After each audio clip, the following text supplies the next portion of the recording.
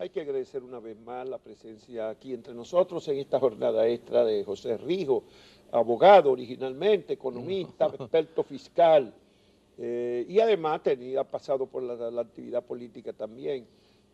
Vamos a conversar con él sobre los asuntos que él es experto, pero antes tenemos que preguntarle sobre el escándalo de Brecht y su impacto sobre la situación política del país y de las instituciones.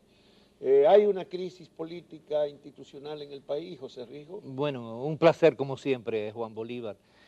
La realidad dominicana es que nosotros estamos viviendo la esencia del populismo en todos los niveles. República Dominicana tiene un populismo legislativo, donde el Congreso legisla muy alegremente para complacer necesidades particulares y no las fundamentales de la sociedad. Tenemos un populismo eh, ejecutivo a unos extremos donde el culto al personalismo es lo que más se promueve, con un alto nivel de asistencialismo y de ocultamiento de la realidad. Y por otro lado, este populismo judicial que hemos visto en estos días, donde ni siquiera el juez pudo dar las motivaciones por las cuales tomó su decisión, que es facultad de él, pero lo que vemos los juicios, las audiencias, queremos aprender derecho. Los jueces cuando toman una decisión tienen que motivarla para educar, para decirle a la gente, mira, eso se dio por esto, no vuelva a hacerlo, para que sea un muro de contención, de prevención para actos ilícitos desde el poder. Sin embargo, vimos que en 5 minutos se puso con una cantidad de pedimentos que todo el mundo esperaba que él lo decidiera y que él lo explicara y lo motivara. Pero lamentablemente eso parece que era parte de un teatro, de un guión bien elaborado. Esta situación que se da entonces, yo creo que demuestra cómo el sistema político dominicano se ha ido pervirtiendo fundamentalmente después de lo que se conoce como los tránsfugas, porque la palabra de tránsfuga en política hasta unos 12, 14 años no se conocían. Habían alianzas políticas y la gente no dejaba su partido. Ya hemos visto cómo gente importante que cumplió roles, por ejemplo, en el gobierno de Hipólito Mejía, que inclusive firmó uno de los préstamos que están parte de estos actos de corrupción que se insinúan con Odebrecht, el primer acuerdo de préstamo de unos 29, 30 millones de dólares lo firmó don Rafael Calderón, que era secretario técnico de la presidencia en ese entonces, y sin embargo después se fue para el PLD, producto de la falta de democracia interna o de lo que se quiera. Pero ese nivel de descomposición, de falta de lealtad a los principios, a los valores, es una clara demostración que desde el poder se ha estructurado un mecanismo de disuadir a todo lo que no comparta el poder. Por eso también se ha tratado de crear inclusive un pensamiento único en donde los que no tenemos, no comulgamos con ese pensamiento único, pues somos totalmente despreciados, aislados, vilipendiados, se busca la forma de denigrarte. Entonces, esta situación yo creo que está llamando a una gran reflexión al liderazgo político que entiende que el modelo de sistema de partido político tiene que transformarse en la República Bueno, pero Dominicana. tú trabajaste años con el Congreso Nacional en las reformas institucionales que se promovieron, incluso con financiamiento internacional, aquellos proyectos de modernización y reforma de las cámaras legislativas. Pero ahora nos encontramos que según esta instancia jurídica que se ha conocido de imputación, los legisladores aprobaban, habían 2 legisladores que recibieron que todo el dinero para vulnerar, para hacer aprobar la planta de Catalina. Dicen que no hubo coima, que no hubo soborno en la adjudicación, en la licitación, sino en la aprobación. ¿Cómo se puede entender que un proyecto de 2.000 millones de dólares pueda ser aprobado sobre la base de sobornos? Mira, Juan, lo primero que tenemos que decir es... Y que dos personas la hayan hecho, un senador y un diputado, dijo el Procurador General de la República. Pero es que hay un desconocimiento tan grande de los procedimientos del Congreso. Cuando un proyecto, solamente de todos los contratos, unos 32 contratos de Odebrecht, solamente uno se introdujo por la Cámara de Diputados. Uno. Todos los demás se han introducido por el Senado de la República. Porque ahí, desde el año 2006, hay un control absoluto del Partido de la Liberación Dominicana. Aún más presidido en su mayor tiempo por el secretario general del partido. Entonces a nosotros nos cuesta tanto pensar que se soborne a la mayoría del propio gobierno. Del propio gobierno. Sí. Entonces eso te indica a ti el nivel de descomposición que hay en el liderazgo que ha manejado los últimos años el poder absoluto, controlado por todo. Bueno, puede ser que el lodazal sea tan grande, como dijo el presidente del Senado, el secretario general del PLD, Reinaldo Paredes, dijo que él caminó sobre el lodazal y no se enlodó. Es posible que sea tan grande el lodazal que pudieran comprar a los propios senadores del propio partido gobierno para aprobar la gran obra del gobierno y que él no se enlodara realmente. Pero no es solamente Punta Catalina, Juan, también es la carretera Bávaro, Vero Alto, Miche, Sabana de la Mar, también es la carretera Piedra Blanca, San José de Ocoa, que están en ejecución, también, y que son de este gobierno, también la carretera, la ecovía de Santiago, lo que es la circunvalación norte, que aunque se aprobó también también está en ejecución. En realidad la Odebrecht todavía tiene 4 obras en ejecución. 5 con el corredor Duarte todavía. Todavía hay una parte de ¿no? ese. Es que el entramado institucional que aquí se aprobó, que nosotros, como tú muy bien dices, participamos en la elaboración de una cantidad de proyectos de ley, la de contabilidad gubernamental, la ley de tesorería, la ley de crédito público, la ley orgánica de presupuesto, la ley de contraloría. Todo eso crea un sistema que es violentado en la forma en que se ejecutaron y se aprobaron las obras, porque tú... Además, cuando una obra tiene exención de impuestos es que va al Congreso, pero hay muchas que no tienen exención de impuestos, que no van al Congreso y que esos contratos se desconocen. Lo que se conoce después es el financiamiento, que es regularmente, antes el responsable de eso era el secretario técnico de la presidencia. Después del 2006, el responsable es el ministro de Hacienda. Eso fue una de las reformas. Porque esa fue una de las reformas. Ahora, esa aprobación de pago de las ubicaciones, de la valoración, tiene que pasar por la institución, por la Contraloría, los auditores de la Contraloría que están en la institución, por la Dirección General de Presupuesto, ¿no? Por la Tesorería Nacional, que es la que ordena los pagos. Todo ese sistema para hacerlo corrupto tiene que funcionar como un sistema. Pero todavía después de eso, y por eso yo te hice la pregunta del impacto en las instituciones, claro, político e institucional, porque además de eso todavía después está la Dirección de Compra y Contrataciones, la Cámara de Cuentas de la República, y el Congreso Nacional mismo como órgano de fiscalización. Es decir, que cuando aquí se dice que se quiere subvertir el orden institucional, yo digo que está subvertido.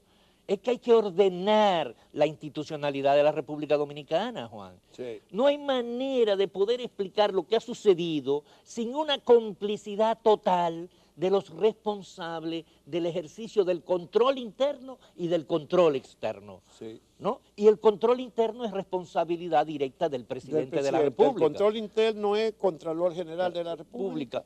Y los auditores y los contables. Y la tesorería no tiene que también revisar. Claro, pero la tesorería es una dependencia del Ministerio de Hacienda. Sí, pero específicamente la tesorería. Claro, tiene que revisar los pagos porque no se puede ordenar claro, no se puede ordenar. Hay que hacer una combinación.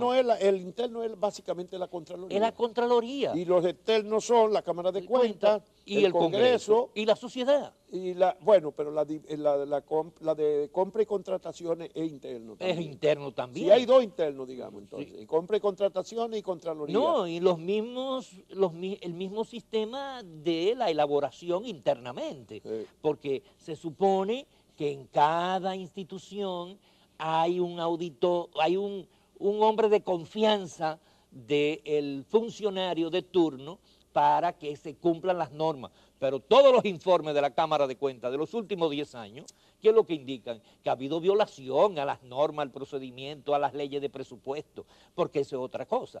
El desmoronamiento institucional es tan grande que aparecen pagos a Odebrecht que no están contemplados en el presupuesto. En este año, solamente en este año, en el mes de febrero, se pagaron 1.960 millones de pesos a Odebrecht por el corredor Duarte II sin estar en la ley de presupuesto del año 2017. ¿Cómo va a ser? ¿Todavía ahora? Este año. En febrero. En febrero, 1.960 millones de pesos. ¿Y de dónde tú sacas ese dato? Te preguntaría un televidente cualquiera. Del sistema de información, de gestión del gobierno. O sea, que eso va registrándose. Eso se registra. Y tú entras al sistema y puedes comprobar lo que están pagando y lo que no. El gobierno mismo lo promueve en el ministerio. Y yo te doy otro dato.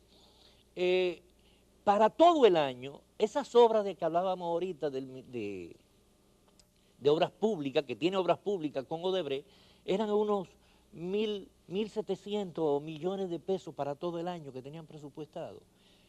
Al 31 de mayo se le han pagado 3.312 millones de pesos. ¿A quién? A Odebrecht. Pero entonces, ¿cuánto que le han pagado a Odebrecht en lo que va de año? El 192% de lo que tenían presupuestado.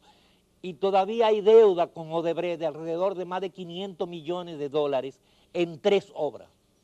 En Bávaro, Ubero Alto, Miches, en la de San José de Ocoa, Piedra Blanca, Sabana Larga, y en la de Ecovía, Santiago. En esas 3 obras el gobierno tiene un pendiente de más de 500 millones de dólares con Odebrecht. Por eso la importancia de llegar rápido a un acuerdo con Odebrecht, bajo una circunstancia que se sigue trabajando violando la ley. Y aquí viene el problema institucional que vivimos en la República Dominicana. Para Punta Catalina se le ha transferido, este año tiene presupuestado unos 12.000 millones de pesos para ser transferido a Punta Catalina en el presupuesto contemplado. Y ya se le han transferido 9.000 millones de pesos. Al 31 de mayo se le ha transferido ya el 75% de lo que se tenía que pagarle. Y eso te está indicando a ti que se le está acabando el recurso presupuestado y que va a tener que ampliarse de alguna u otra manera. Porque todo esto que hemos hablado se ha demostrado claramente, por ejemplo, en años fundamentales como el 2008 y el 2012, donde las obras de Odebrecht constituyeron parte importante de las campañas electorales y de los déficits. Y para mejorar eso se creó la figura que no aparece en la ley, lo que se llama el presupuesto complementario, porque se aprueba un asunto, se viola durante el año y al final se legaliza. Yo no sé si recordará que en el año 2013 se aprobó una ley para validar unos préstamos que había tomado el Ministerio de Obras Públicas de forma ilegal, el famoso factoring, porque eso era una manera de financiamiento, porque dentro de los contratos, una de las cláusulas que se ponía en algunos de los contratos, fundamentalmente en los últimos, de que el ministro de Obras Públicas, podría buscar un financiamiento puente en lo que llegaba el financiamiento oficial, pero ese financiamiento puente sin ir al Congreso. Es un financiamiento oculto que no se sabe ni la tasa de interés, ni con quién es, ni cómo. Por eso En el año 2013, Danilo Medina tuvo que someter un proyecto de ley de manera violatoria a la Constitución, legalizando un supuesto endeudamiento con el Banco de Reserva, donde 356 millones de dólares fueron para Odebrecht. Bueno, la verdad, del 2012. Rijo, oyéndote, viendo tantas violaciones institucionales a los mecanismos de ejecución del presupuesto, uno se pregunta para qué han servido tantas reformas como las que se aprobaron para garantizar un sistema de ejecución y de control de las finanzas del país. Porque en la República Dominicana no hay contrapeso. No hay contrapeso, no funcionan las instituciones. No, ya lo hemos visto, vamos a volver. No, pero además hay una cosa, Juan, aquí hay un problema serio en nuestro país que es de conciencia de sí mismo. Es decir, al dominicano lo han desarraigado de sí mismo. Y como no tiene conciencia de sí mismo, no puede tener conciencia social. Este despertar de los movimientos sociales, yo creo que está ayudando a crear conciencia de que hay que enderezar el rumbo. Hay que enderezar el rumbo. Bueno, vamos a seguir dentro de unos minutos conversando con José Rijo, experto en asuntos fiscales, y un concurrente frecuente aquí a la jornada extra.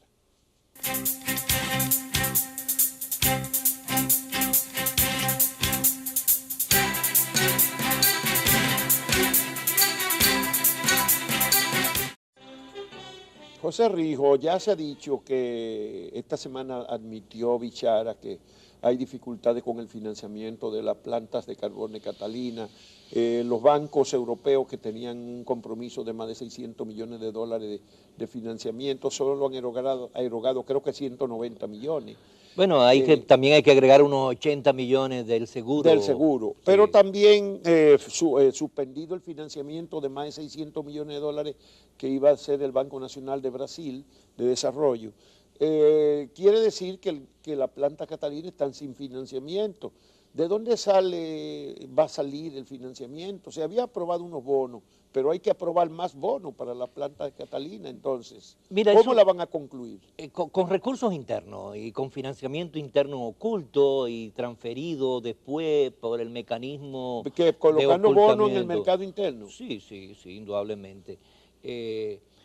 Lo curioso es, por ejemplo, en el año, como te decía, tenía presupuestado 12.000 millones de pesos para transferirlo a Punta Catalina, ya se le ha transferido 9.000 millones de pesos.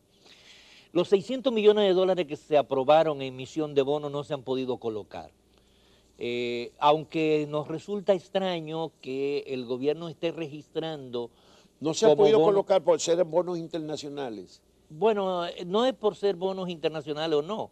Yo creo que tiene que ver más con la especificidad que es para Punta Catalina. Por eso, pero pudiera ser que lo hayan colocado en el mercado nacional. Pero no hay constancia, ni se ha publicado, porque eso tiene que publicarse.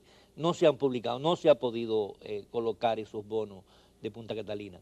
Sí, el gobierno sí ha colocado bonos internos al nivel de 57.000 millones de pesos, es decir, el 85% del total que tiene aprobado para todo el año. ¿Y ya ha colocado cuánto? De 65.000 millones que tiene presupuestado, ya ha colocado unos 57.000 millones de pesos. En el mercado. Sí. Y no hemos llegado a la... Bueno, no hemos completado ahora la en junio, mitad del año. La última subasta en junio fue de 2.000 millones de dólares, más un adicional de 500. ¿En junio? ¿Ya en este mes? En los días 6 y 7, la Dirección General de Crédito Público subastó 2.500 millones de pesos. Pero hay y eso te está indicando que va a tener que hacer mayores emisiones de bonos, porque al 31 de agosto de 17.000 millones de pesos que están presupuestados, que iban a ser desembolsados por diferentes bancos, solamente se ha desembolsado 9 millones de pesos del banco del BID.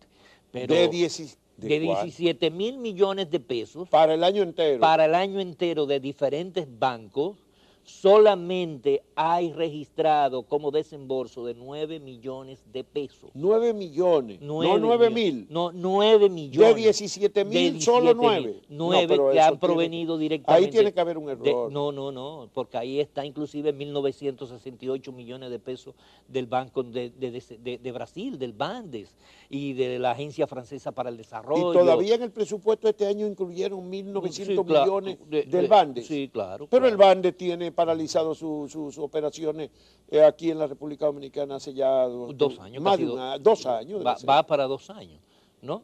Pero está ahí. Entonces, curiosamente, aparece un registro de 1.500 millones de dólares más o menos de bonos globales. Pero lo único que tenemos conocimiento es que se han colocado 1.200 millones de dólares que fueron colocados en el mes de enero. Entonces, esa situación, porque inclusive se había advertido que el gobierno pretendía tener un crecimiento de un 11, un 13% en los ingresos para el año 2017, y todo el mundo dijo eso está sobrevaluado, ¿no? Lo dijimos desde octubre del año pasado, y lo que va teniendo es un 5, un 6% en el o sea, la mitad de lo que se dijo. No, un 6% lo que ha tenido en el primer cuatrimestre, en los primeros 4 meses, es decir, que si eso se proyecta no va a llegar a lo que se aspira, por lo tanto va a haber que haber más endeudamiento que tiene que ser necesariamente tú por hablas de emisión tanto bonos. dinero de endeudamiento que uno se puede alarmar. ¿Cuánto es? Vamos a repetir lo del año pasado, que el gobierno, la deuda creció, según la estadística que dio a conocer el Ministerio de Hacienda, ¿sí? Sí. Y el Banco Central hace apenas un mes. Dice que creció casi 10 millones de dólares por día, la deuda el año pasado. Bueno, el promedio de desembolso del año 2017, Ahora de este año, el promedio de endeudamiento, es decir, emisión de bonos, contratación de préstamos, desembolso, va en 82 millones de dólares, 18 millones de dólares diarios. Diario, pero eso es el bruto. El neto, o sea, el crecimiento no puede ser de 18 millones. No, claro. Porque una parte de eso para pagar deuda. ¿Cuánto te va pagando deuda para este año? Por eso, pero el año pasado, de lo que fue crecimiento neto, o sea, aparte de lo que se cogió para pagar deuda, pero por ahí es que andamos fue de 10 millones. Por ahí es que andamos este año. Seguimos en esos niveles. En esos niveles, con un agravante, que vamos entrando al umbral definitivo de que constituye un alto riesgo para el país, y es de llegar al 40% del Producto Interno Bruto de la deuda del sector público no financiero. Ya eso lo advirtió hace poco la Escuela de Economía de INTEC, que hablaba de que ese umbral del 40% del Producto Interno Bruto de la deuda del sector público no financiero es debe ser una gran preocupación. Por eso todo el mundo, el Fondo Monetario, las calificadoras de riesgos, están hablando de ampliar la base impositiva para que el gobierno tenga más recursos. Pero sin esta voluntad de real y efectivamente acabar con la impunidad, y haya sanciones y consecuencias, y que haya institucionalidad en el manejo de la cosa pública. Bueno, pero el gobierno quiere sancionar, nada más que está haciendo unos expedientes tan débiles que probablemente después a la larga la gente cree que eso implica sanciones, pero eso es lo que se ha dicho hasta ahora. En la mayoría de los casos no lo condena ningún juez. No hay ninguna evidencia, prueba de nada. No es que no haya habido, ha habido los sobornos y ha habido las sobrevaluaciones, pero no lo han documentado porque aquí no se ha querido investigar localmente, se está esperando que le llegue todo de Brasil, y en Brasil los detalles no van a llegar. Allá están las informaciones globales, pero no los detalles. No, y hay que entender, porque si tú no haces las auditorías a las obras, si tú no hay un control previo y post, tú vas a seguir teniendo sobrevaluaciones y vas a seguir teniendo corrupción, porque el problema es que el control absoluto del poder de un solo grupo político impide que haya contrapeso, Juan. Y yo creo que esta presión internacional que hay en la lucha por la transparencia, porque hay que entender que ya República Dominicana no puede seguir ocultando lo que ha sucedido por tantos años.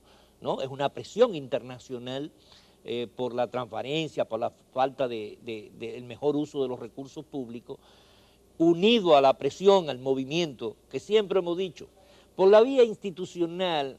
El Partido de la Liberación Dominicana entiende que es dueño del poder y que tiene que hacer lo imposible por mantenerse en el poder.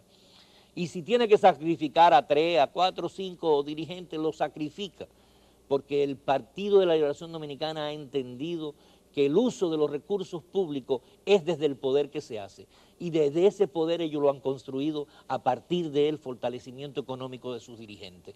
Si se hiciera una evaluación de todos y cada uno, de la proyección de sus patrimonios y como han hecho para este expediente que se ha construido, donde hasta el mismo Julio César Valentín, mi querido amigo senador, dice, pero ustedes me están colocando 29 millones que no me pertenecen. Es decir, que no hay una evaluación seria por falta de auditoría, por falta de controles, Juan, por falta de institucionalidad democrática. Bueno, definitivamente el problema es de la institucionalidad democrática. Muchísimas gracias a José Rijo, experto fiscal, por venir a conversar una vez más con nosotros aquí en Jornada Extra y dar voces de alerta, advertencia de que el camino que va el país es a la insostenibilidad fiscal. Y no solamente eso, a una gran crisis social.